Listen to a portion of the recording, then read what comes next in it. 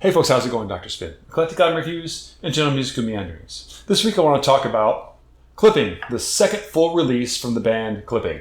And the difficulty I have in sort of pronouncing the name of this album points to a trend that I've been thinking about talking about for a while, so I'm going to take a moment to mention this. In the past, like back in the 80s and 70s, whenever radio was like the main medium by which people heard music, it was very important to have a band name that was easy to remember, that could be easily, transferred by word of mouth, one or the other. The Who, Rolling Stones, Rush. What I think now as we've gotten further into the internet age and seeing things visually more is that it becomes almost as important as to how you stylize the writing of your band's name as it would be in the past to do anything, to make it memorable visually.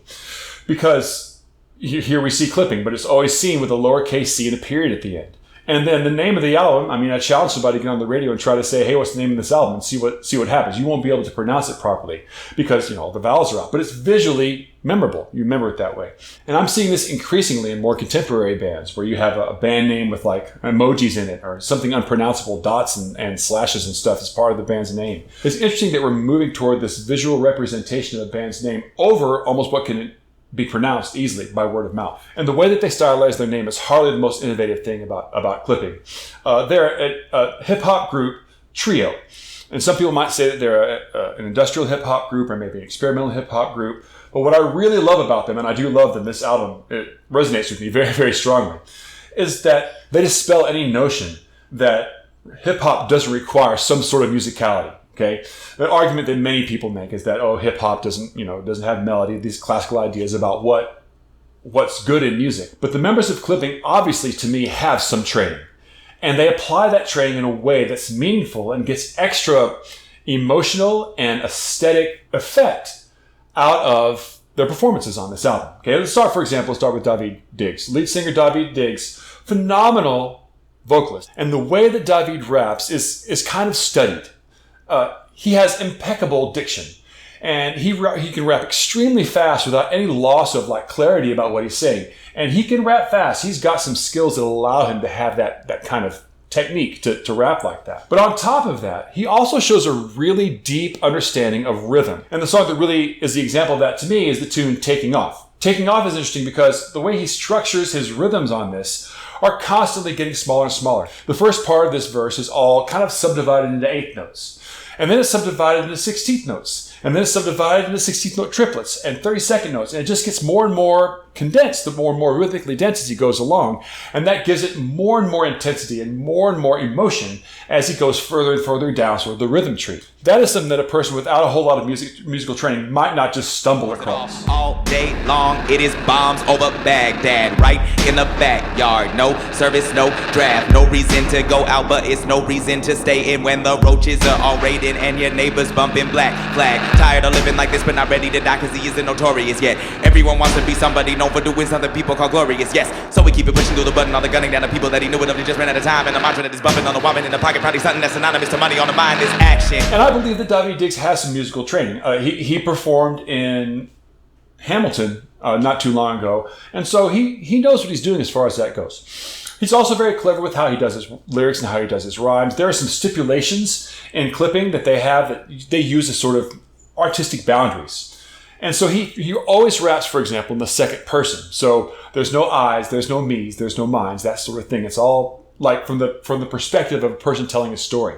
And that gives him the opportunity to create characters, to create narratives that feel like observations on life and situations, more so than just about anecdotes that he's been through. And that gives his topics a little bit of creative weight. Rather than just assuming that everything was about him, it's more about his observations. And that perspective deepens, I think, the experience of listening to Clipping's music. But David Diggs is not the only person in this group, and it's not just based around his skills. Clipping came from the partnership between William Huston and Jonathan Snipes. These guys were originally sort of an electronic music duo that were taking a cappella rap tracks and creating sort of power electronics and noise electronics behind them to create kind of new remixes of things. And the part that they play in creating Clipping's sound is extremely important and also musically trained. For example, previously we saw David Diggs sort of making raps that deal with subdivisions. Well, they also have a song in this album, Story 2, in which they play with time signatures, where each 2 phrases, they add 1 beat. So the first phrase is in 2, the next phrases are in 3, then he raps in 4, then they rap in a 5-beat pattern. And that, again, is not something you're just going to stumble across unless you have some sort of musical background. Don't nobody tip right. And between the marriage offers and the fist fights, and if another motherfucker touches wrist trying to pull him in to whisper, he ain't making it to midnight.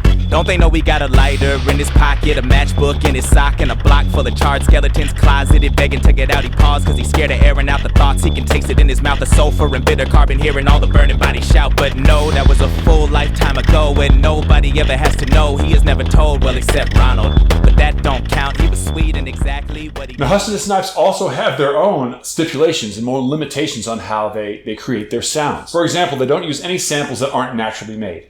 So they don't go to other albums and pull samples off of like classic 70s songs in the way a traditional hip-hop would do.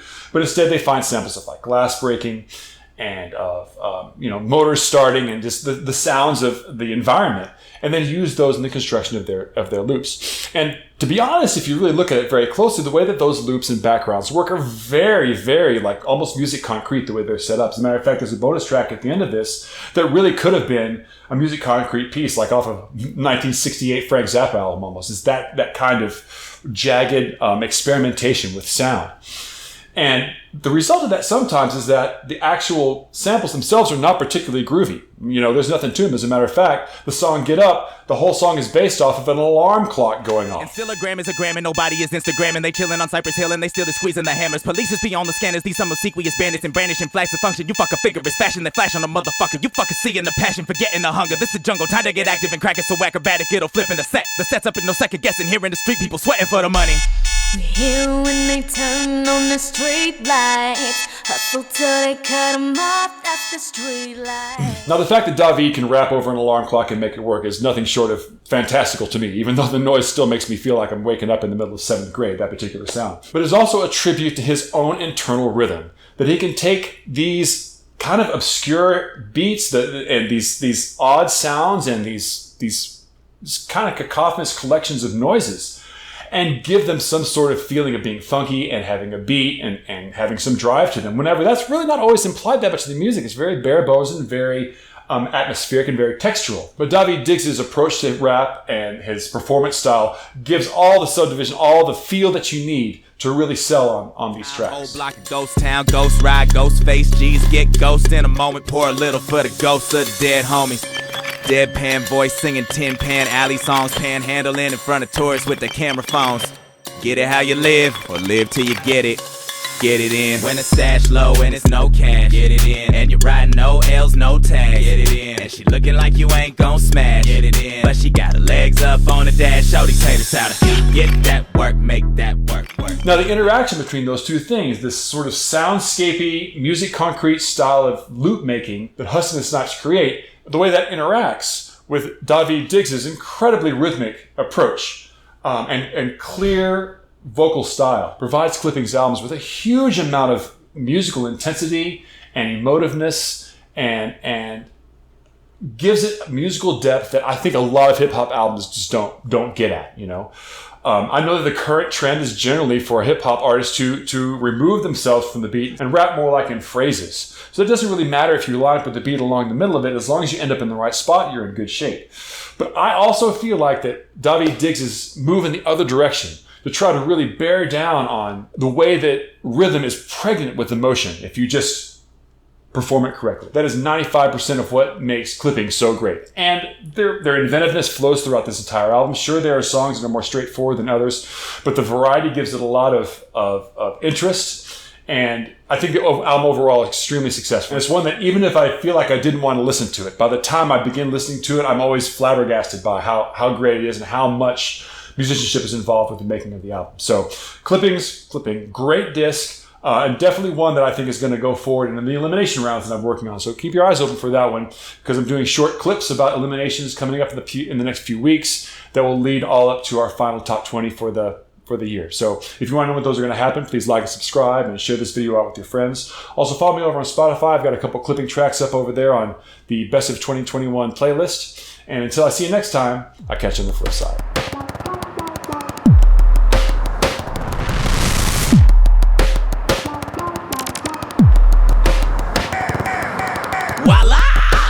rabbit food out of Parker. Carrots catch the light right up the block from the farmer. He got that lettuce, that cabbage, that broccoli.